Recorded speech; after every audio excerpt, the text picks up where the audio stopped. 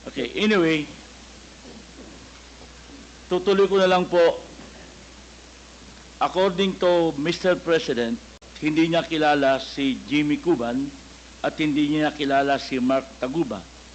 Pero si Jimmy Cuban po ay former Custom Intelligence Officer at si Mark Taguba is custom broker na siya po ang nagsabi na may nahuling 11 billion worth of shabu through magnetic lifters sa Port of Manila.